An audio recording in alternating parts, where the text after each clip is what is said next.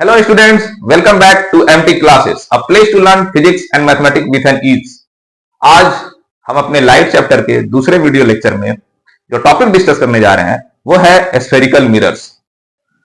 Spherical mirrors एक ऐसा mirror है जो कि हम लोग को किसी चीजों को छोटा करके या बड़ा करके देखने में मदद करता है and it have variety of use also, जो कि हम लोग आगे देखेंगे। तो ये मिरर जो होता है उसका इस्तेमाल क्यों किए हम लोग और क्यों जरूरत पड़ा। प्लेन मिरर था हमारे पास, प्लेन मिरर से ही काम चल जाना चाहिए था, लेकिन ऐसा नहीं है।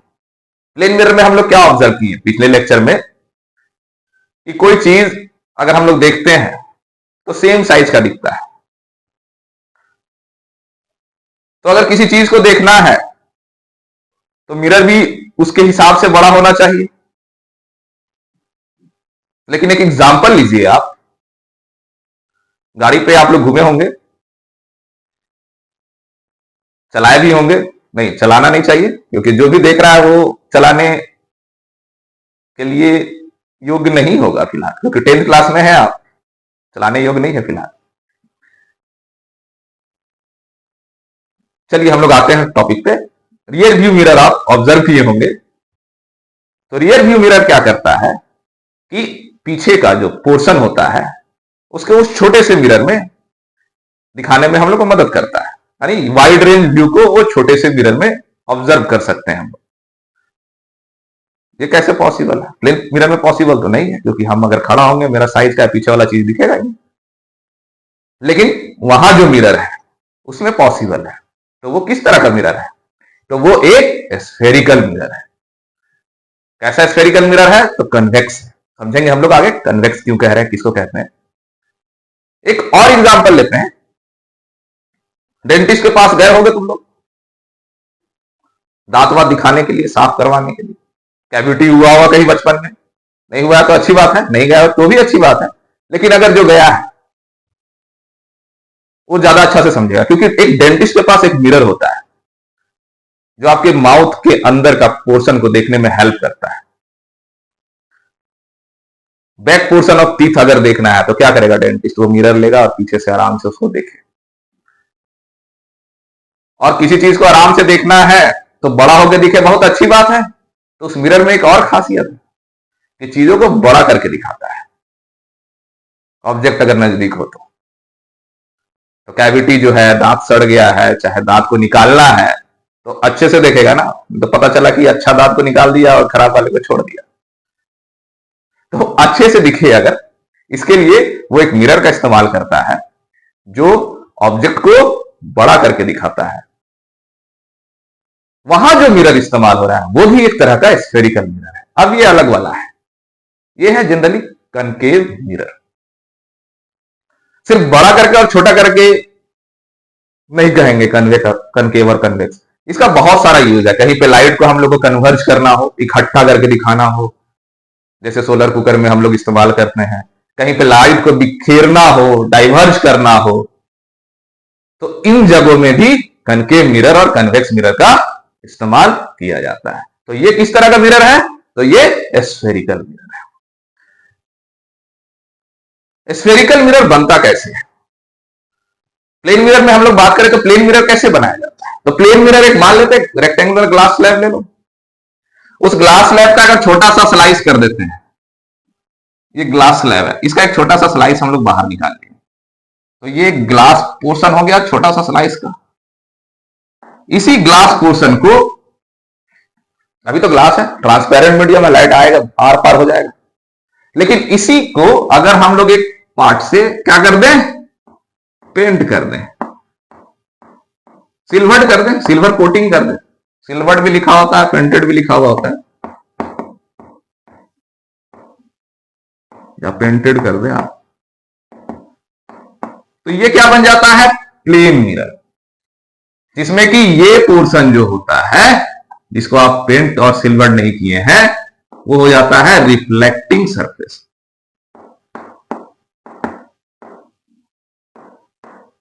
इसको पॉलिश सरफेस भी कहते हैं।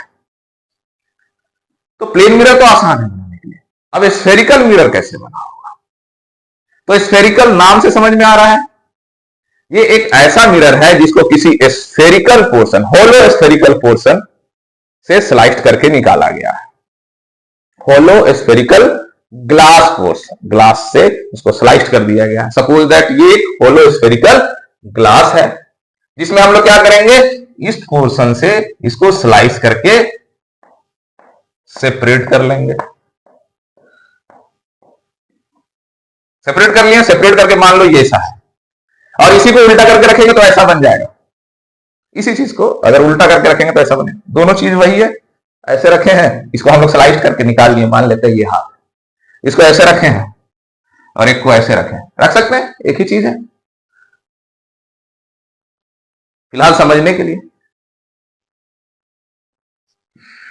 अब ये तो एक ग्लास है, ट्रांसपेरेंट मीडियम है ना।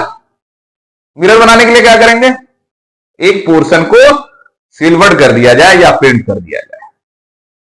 तो यहां पे बहुत आसान है, ये मिरर निकला किससे, होलो स्फेरिकल पोर्शन से, ग्लास जिसमें हम लोग मिरर बनाएंगे जब, तो जनरली केस क्या है कि पेंट करेंगे। अगर आप पेंट बाहर की तरफ से करते हो, बल्जी साइड से करते हो, जैसे ये बल्जी साइड है, अगर आप यहां पे पेंट और सिल्वर कर दिए, ठीक है,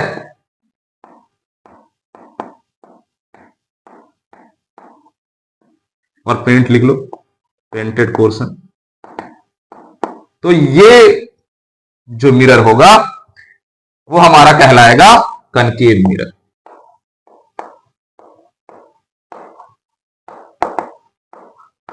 जिसमें कि बल्जी पोर्शन पेंटेड होगा और सिल्वर्ड होगा, तो जो केव्ड पोर्शन होगा, केव जैसा लगेगा कि पूछ सकते हैं आप, वो पोर्शन हमारा रिफ्लेक्टिंग होगा या पॉलिश सरफेस कहलाता है। क्या कहलाता है, रिफ्लेक्टिंग और पॉलिश्ड। वही दूसरी तरफ अगर इसी कर्व पार्ट को, जो स्लाइस्ड कर्व पार्ट है, उसको अगर हम लोग अंदर के तरफ से क्या कर दें, पेंट या सिल्वर्ड कर दें, इस पोर्शन में अगर आप पेंटेड कर देते हैं और सिल्वर्ड कर देते हैं, तो ये कहलाता है कौन, वैक्स मिरर।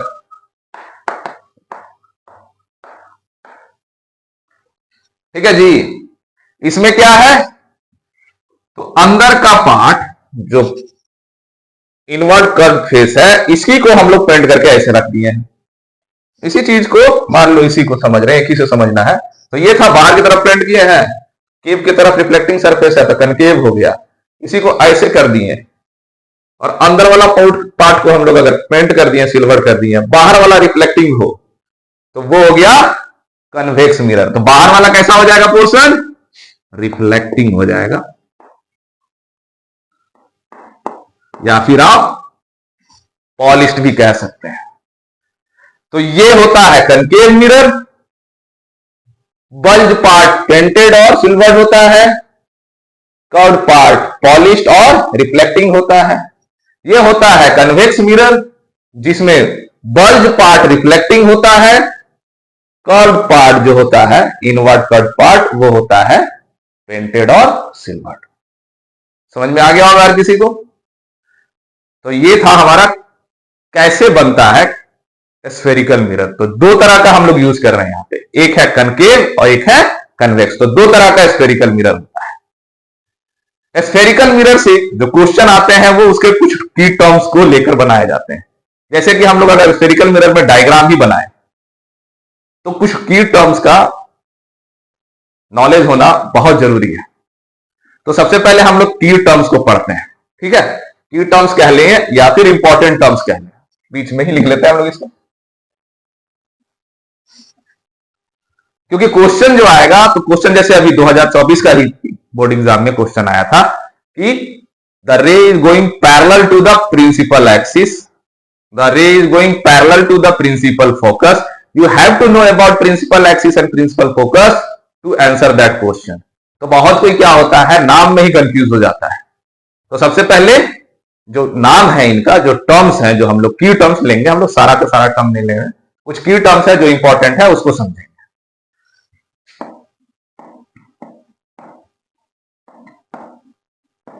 की terms related to spherical mirrors. तो पहला क्या होता है, दोनों मिरर के लिए वैलिड है, एक मिरर के लिए नहीं। हम बात करेंगे अगर कनकेव में या कन्वेक्स में, तो दोनों में चलेगा, सेम टर्म। देखते हैं, हम लोग समझते हैं। पहला होता है जैसे सी दिख रहा है, तो एक होलो स्फेरिकल पोर्शन है जिसका सेंटर होगा, कोई ना कोई होलो स्फेरिकल होगा जिसका अपना एक सेंटर होगा, इमेजिनरी ही मान के चले तो उसको क्या कहेंगे। तो सेंटर का यूज है, तो इसको हम लोग कहते हैं सेंटर ऑफ कर्वेचर।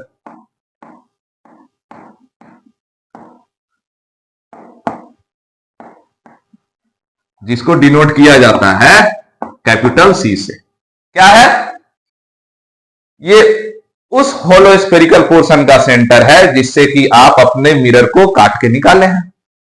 तो इस मिरर का भी एक सेंटर बनेगा, ऑब्वियस सी बात है, क्योंकि आप काट के निकाले हैं तो कहीं ना कहीं तो इसका सेंटर होगा। तो हाँ है, इसको हम लोग कहते हैं सेंटर ऑफ कर्वेचर। इसमें भी होगा, यहां पे भी होगा, इधर भी हो सकता, आइदर साइड हो सकता है, क्योंकि ये अब अंदर वाला है ना, तो अंदर वाला सही समझे। दूसरा जो टर्म है वो क्या है, वो है आपका रेडियस ऑफ कर्वेचर। रेडियस तो फैमिलियर वर्ड दिख रहा है,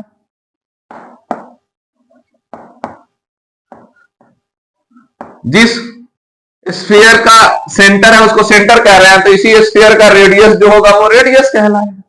तो रेडियस क्या होता है, कैपिटल आर से डिनोट करते हैं। रेडियस क्या होगा, सेंटर से और रिफ्लेक्टिंग सरफेस के बीच का दूरी। तो यहां पे हम लोग बनाए अगर, तो यहां से लेकर यहां तक का दूरी जो होगा वो क्या कहलाएगा, रेडियस कहलाएगा। ये यहां से लेकर यहां तक का दूरी, रेडियस ऑफ कर्वेचर। ठीक है। अब नेक्स्ट टर्म जो होता है हमारा इंपॉर्टेंट, वो होता है अब ये सेंटर और रेडियस। तो रेडियस यहां पे भी होगा, ऐसा कुछ नहीं है।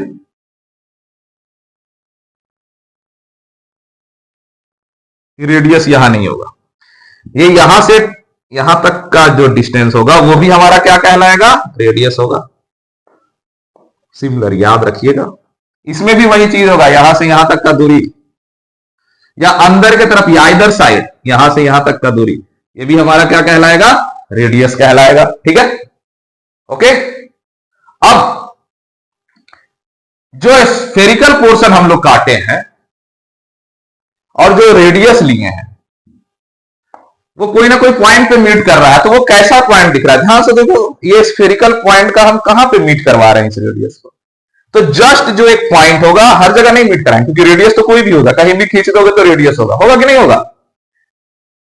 सेंटर से कहीं पे भी लाइन खींच दे, ऊपर नीचे दाएं बाएं, कहीं पे भी क्या हो जाएगा, रेडियस हो जाएगा। कहीं नहीं खींचना है, कहां खींचना है, कटआउट स्फेरिकल मिरर का मिड पॉइंट लेना है और वहां पे एक पॉइंट रखना है जिसको हम लोग कहेंगे, क्या कहेंगे जी,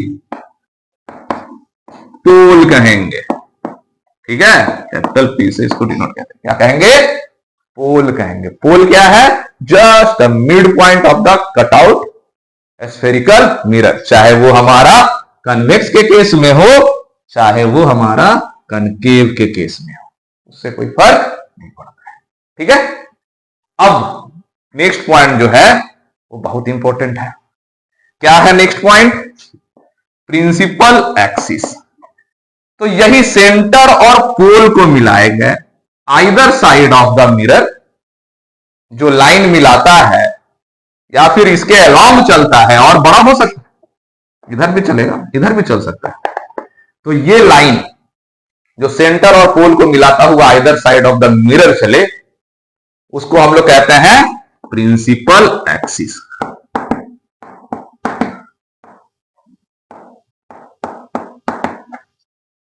ठीक है, कोई दिक्कत नहीं। अब एक वर्ड आता है जो कि हम लोग ऑब्जर्वेशन के बाद जानते हैं, लेकिन नाम जान लेते हैं पहले। एक वर्ड होता है प्रिंसिपल फोकस। वो ऐसा पॉइंट है जहां पे इंफिनिटी का केस लेते हैं और लाइट को अगर मिरर पे टकरवाते हैं, लाइट को अगर हम लोग इंफिनिटी से लाएं और मिरर पे स्ट्राइक कराएं, तो वो सारा लाइट कनकेव के केस में कन्वर्ज होके, कन्वेक्स में केस में डाइवर्ज होके अपीयरिंग एक पोजीशन बनाएगा जहां पे वो लगेगा कि कंसंट्रेटेड है। जैसे इसमें आएगा, टकराएगा, एक पॉइंट पे मिलेगा सारा का सारा, क्योंकि ये कनकेव मिरर है, रियल इमेज बनाएगा। यहां पे आएगा, वो डाइवर्ज हो जाएगा लेकिन अपीयरिंग होगा वही पॉइंट पे। ये कन्वेक्स है, वर्चुअल इमेज बनाएगा, लेकिन वो पॉइंट होगा जहां पे मिरर इंफिनिटी के केस में लगेगा सारा लाइट आया है और वहीं पे कंसंट्रेटेड है। तो उस पॉइंट को हम लोग कहते हैं, क्या कहते हैं जी, सबको पता होगा, प्रिंसिपल फोकस।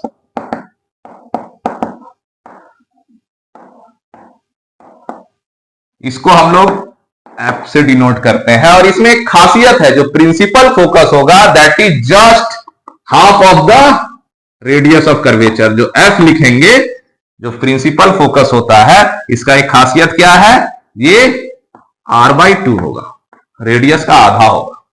ठीक है, एफ इक्वल टू r/2 भी आप लिख सकते हैं, रेडियस का जस्ट आधा होता है। ये प्रूफिंग है जो हम लोग अभी नहीं 12th क्लास में समझेंगे, नहीं तो कोई एक्स्ट्रा वीडियो लेक्चर में हम लोग इसका प्रूफिंग भी देखेंगे। तो ये हो गया हमारा प्रिंसिपल फोकस, जहां पे लाइट कंसंट्रेटेड हो जाएगा। तो इसका भी लेंथ जानना जरूरी है। तो इसका भी लेंथ में जो हम लोग लेंथ जानते हैं, यहां पे मान लीजिए सबका वही होगा, हाफ पे बनेगा फोकस, यहां पे भी हाफ पे बनेगा फोकस, यहां पे भी अगर रखे हैं आप तो यहां पे भी हाफ पे आपको बनाना पड़ेगा फोकस। अब ये फोकस और पोल के बीच का दूरी, ये फोकस और पोल के बीच का दूरी हमारा होता है next term, that is called focal length. 6th term है हमारा फोकल लेंथ। ठीक है, क्या है, focal length, distance between the focus and the pole of the spherical mirror. एक और टर्म है जो जानना जरूरी है, बहुत कोई नहीं समझाता है लेकिन उसको जानना जरूरी है, कभी कभी क्वेश्चन आ जाता है, एपर्चर नाम से। क्या नाम से आता है, एपर्चर।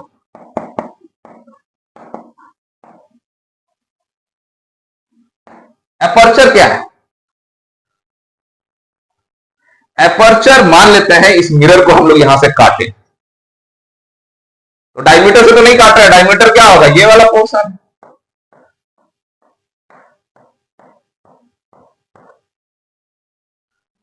तो ये मिरर का रिफ्लेक्टिंग पोर्शन डायमीटर से तो कम है, तो ये लाइन जो मिरर का रिफ्लेक्टिंग पोर्शन का डायमीटर रिप्रेजेंट करता है कि कितना पार्ट रिफ्लेक्टिंग है मिरर में, ये रिप्रेजेंट कर रहा है। मान लेते हैं इसको x लिख लेते हैं, इसको y लिख लेते हैं। This diameter of the spherical portion represent the reflecting part of that spherical mirror is called aperture of the. तो सिंपल भाषा में अगर कहें तो मिरर का रिफ्लेक्टिंग पोर्शन को हम लोग उसका एपर्चर कहते हैं, जो स्ट्रेट लाइन उसका डायमीटर डिफाइन करेगा। तो यहां पे अगर हम लोग लिख दें तो एक्स वाई भी लिख सकते हो, एक्स वाई। तो एपर्चर क्वेश्चन में आता है, एपर्चर ऑफ द मिरर की मेहनत, तो और कुछ नहीं समझना है, उससे समझना आपको यही है कि रिफ्लेक्टिंग पोर्शन कितना है मिरर का, वो एपर्चर आपका रिफ्लेक्टिंग पोर्शन को डिनोट करेगा। तो ये टर्म्स थे रिलेटेड टू हमारा स्फेरिकल मिरर। तो सबसे पहला टर्म्स क्या था, सेंटर ऑफ कर्वेचर। तो सेंटर है उस स्फीयर का जिससे कि मिरर काट के निकाला गया है। दूसरा, ये भी रेडियस है उस स्फीयर का जिससे कि मिरर काट के निकाला गया है। पोल, जो मिरर काटे हैं उस मिरर का मिड पॉइंट कहलाता है पोल।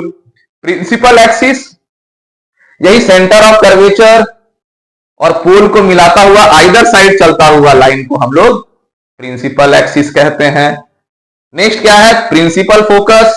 ये वो पॉइंट है, ये बहुत इंपॉर्टेंट पॉइंट है, ये वो पॉइंट है जहां पे मिरर रिफ्लेक्टिंग के बाद ले को कन्वर्ज करके शो करता है।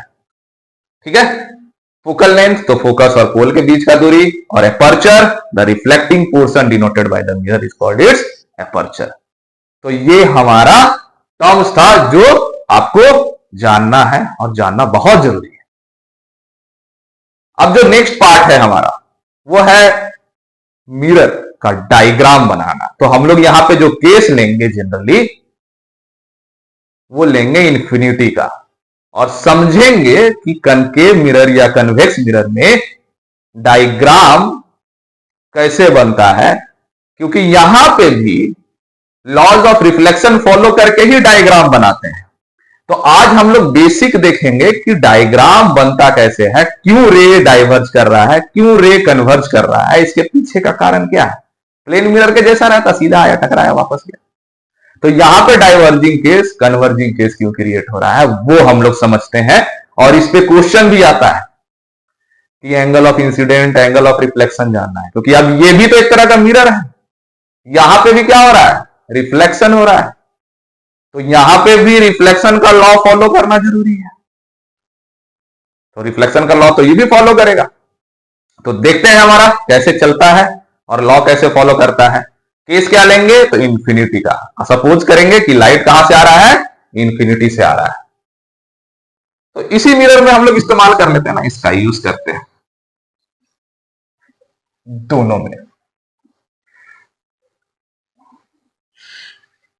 सपोज दैट कनकेव लेना, इसी को काट दिया जाए। ये हमारा बन गया कनकेव मिरर।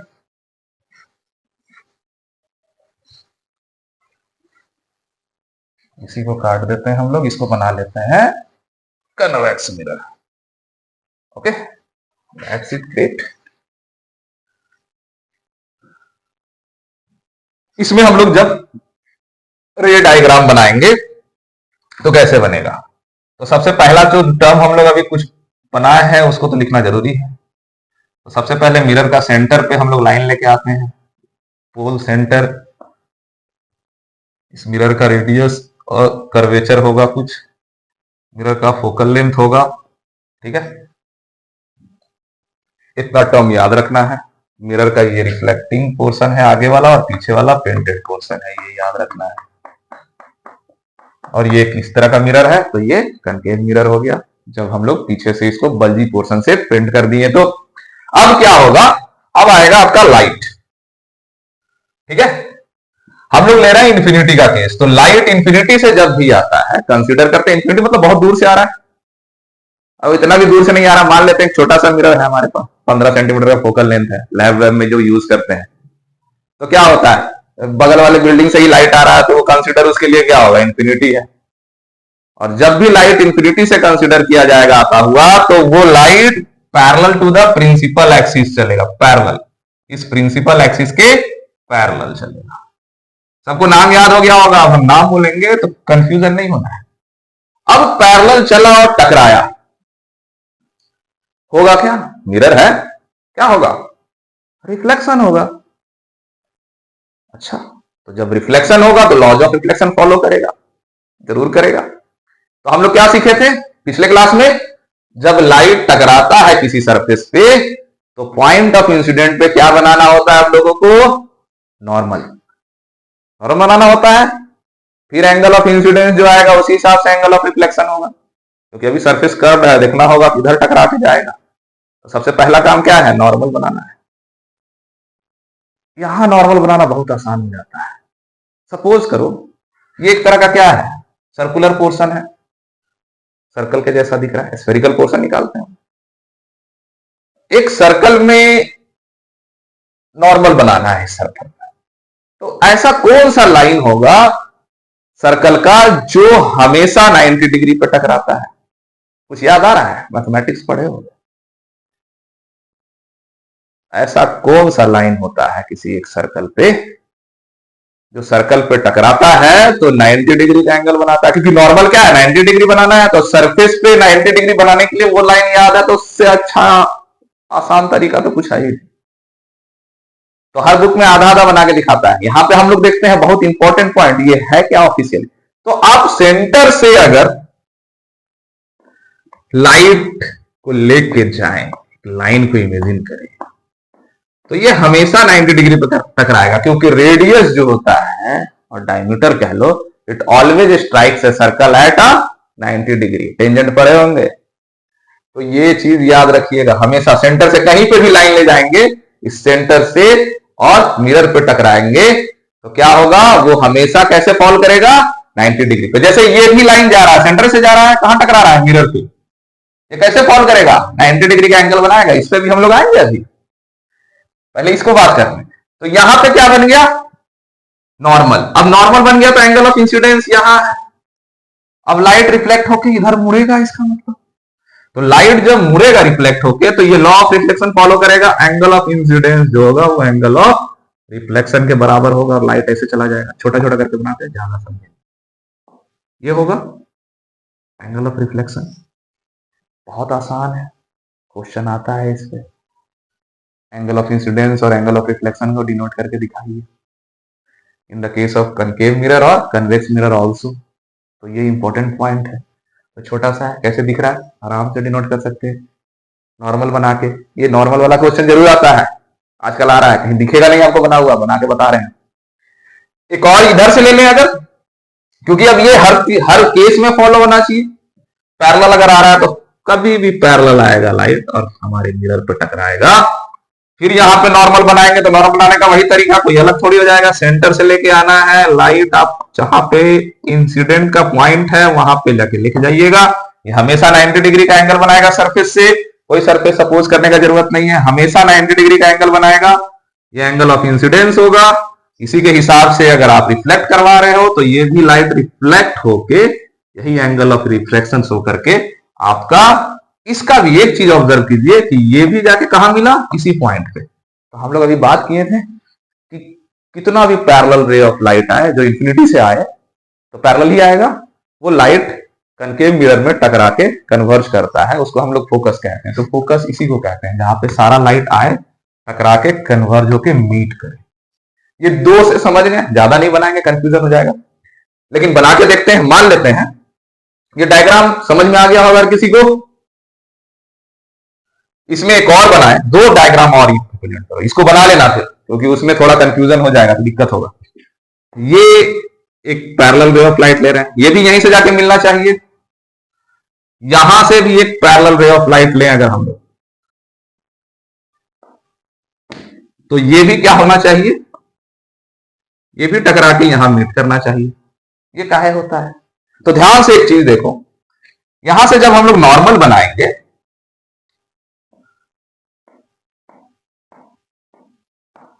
तो आप ऑब्जर्व क्या करोगे,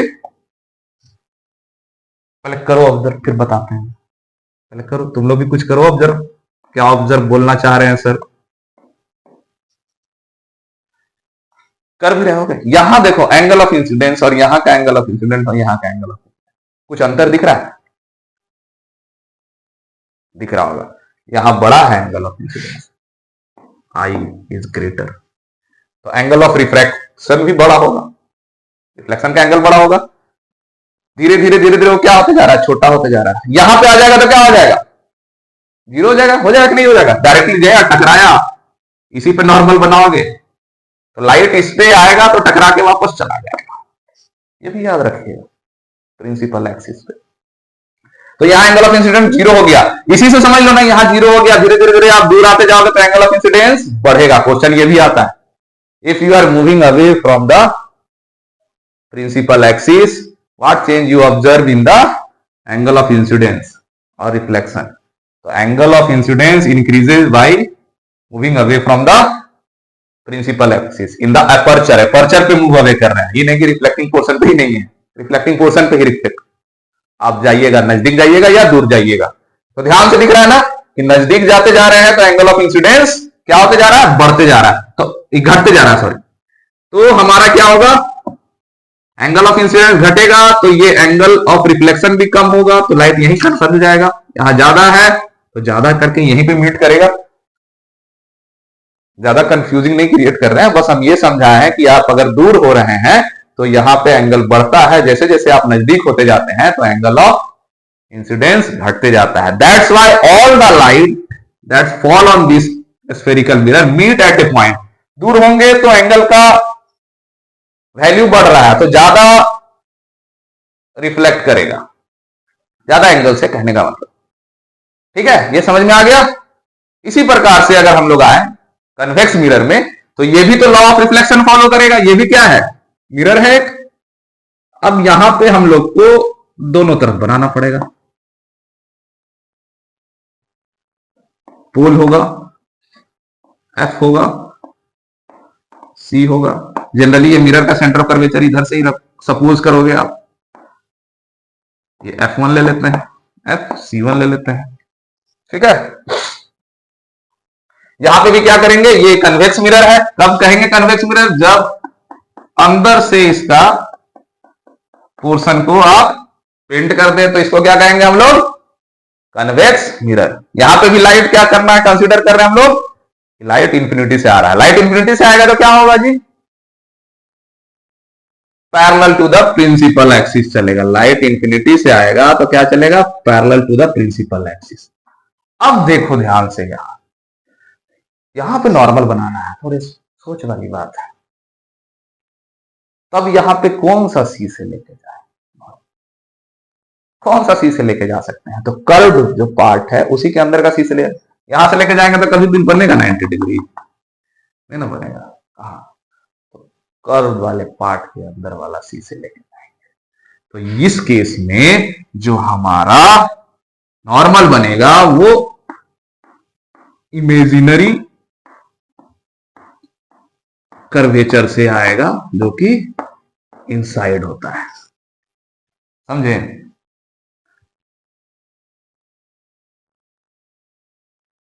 तब अब लाइट रिफ्लेक्ट करेगा, एंगल ऑफ इंसिडेंस हो गया ऊपर, ऊपर हो गया।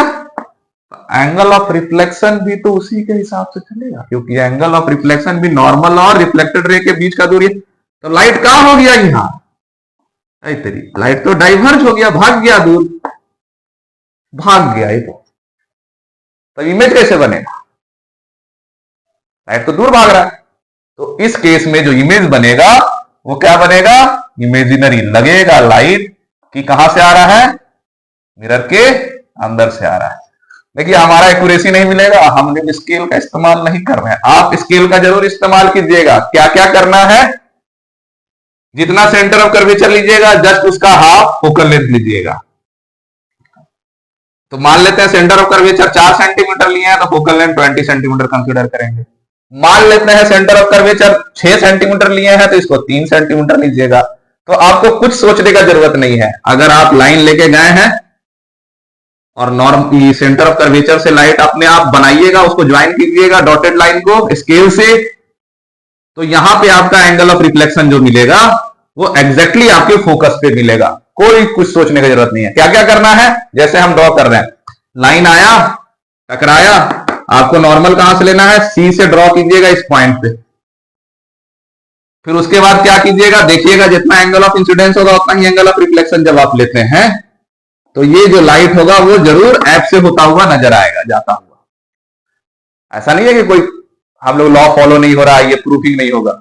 अगर आप एक्यूरेट मेजरमेंट ले रहे हैं तो आपको एकदम एक्यूरेसी मिलेगा इस चीज का। इस केस में हर तरह से इसमें लिए हैं लाइट, आके टकराया तो जहां टकराया वहां से सेंटर ऑफ कर्वेचर से नाप लीजिए, डॉटेड डॉटेड कर लीजिए। तो ध्यान से देखिएगा जितना एंगल इसका बनाया है उसी हिसाब से फोकस पे मिलेगा। सबके साथ वही है। तो अगर स्केलिंग करते हैं तो बहुत आसान से ये क्वेश्चन को आप बना लेते हैं और इजी है। तो ये हमारा इमेज डायग्राम है इंफिनिटी के केस का। नीचे की तरफ से भी बनाए अगर हम लोग तो वही चीज होगा, parallel to the principal axis जा रहा है। तो अगर हम लोग ड्रॉ करेंगे, लाइट आता हुआ कहां से नजर आएगा, सेंटर ऑफ कर्वेचर से नॉर्मल इमेजिनरी करेंगे आप तो 90 डिग्री का एंगल बनेगा सरफेस पे। उसके बाद ये जो लाइट आ रहा है वो टकरा के अब एंगल ऑफ इंसिडेंस इधर है तो एंगल ऑफ रिफ्लेक्शन भी इधर ही होगा। तो लाइट इमेजिनरी लगेगा कि हमारा कहां से आ रहा है, तो फोकस से आ रहा है। और जो इमेज बन रहा है वो मिरर के अंदर बन रहा है क्योंकि इमेजिनरी है, वर्चुअल है। ठीक है, ओरिजिनल लाइट तो डाइवर्ज हो गया कन्वेक्स के केस में, तो इमेज कैसे बन रहा है? वर्चुअल लग रहा है उसके अंदर से आ रहा है। तो इस केस में मिरर में इमेज बनेगा, और इस केस में क्या है, ओरिजिनल रे ऑफ लाइट टकराया और टकरा के मीट कर रहा है फोकस पे, तो इस केस में कैसा इमेज बनेगा? ओरिजिनल रे ऑफ लाइट से कैसा इमेज बनता है? तो रियल इमेज बनता है। तो अभी तक हम लोग रियल इमेज सिर्फ और सिर्फ किसमें देखे हैं? कनकेव मिरर में देखे हैं। ओरिजिनल रे ऑफ लाइट आ रहा है, टकरा रहा है और मीट करके इमेज बना रहा है। कहां बना रहा है? फोकस पे। तो इंफिनिटी से लाइट आया, इमेज बना। कन्वेक्स के केस में वो इमेजिनरी है, इसीलिए मिरर के अंदर दिखता है और इसको हम लोग वर्चुअल इमेज कहते हैं। कनकेव के केस में इंफिनिटी से लाइट आया और टकराया, इमेज जो बना वो real ray of light meet करने के बाद बना फोकस पे, इसलिए इसको हम लोग रियल इमेज कहते हैं। तो ये दो ऑब्जर्वेशन हम लोग किसमें देख रहे हैं? कनकेव मिरर और कन्वेक्स मिरर में कैसे इमेज बनता और काहे लाइट कन्वर्ज हुआ और काहे लाइट डाइवर्ज हुआ। यहां क्या दिख रहा है? लाइट तो डाइवर्ज हो गया, ये मिरर डाइवर्जिंग होता है, तो इमेज कैसे बना लेगा? तो वर्चुअल बनाएगा। और यहां क्या हुआ? लाइट कन्वर्ज हुआ, कन्वर्ज होकर एक ही पॉइंट पे काहे मिला? तो उसके पीछे भी प्रिंसिपल है कि एंगल ऑफ इंसिडेंस जो होगा वो एंगल ऑफ रिफ्लेक्शन होना चाहिए। तो यहां तक उम्मीद करते हैं कि हर किसी को समझ में आया होगा। हम नेक्स्ट लेक्चर में अपना क्या डिस्कस करने वाले हैं कि इमेज डायग्राम कैसे बनेगा by concave mirror with the help of sign convention also. तो सबसे पहले हम लोग साइन कन्वेंशन पढ़ेंगे, केसेस पढ़ेंगे, इमेज कैसे बनाते हैं कनकेव मिरर के केस में, फिर इमेज बनाएंगे। तो आज के लिए इतना ही। इसको जरूर रिवाइज कीजिएगा और स्केलिंग करके डायग्राम बनाने का कोशिश कीजिएगा, तो आपका डायग्राम बहुत अच्छे से बन जाएगा और एक बार में भी आप इन चीजों को समझ सकते हैं। तो that's all for today. Thank you, have a nice day all.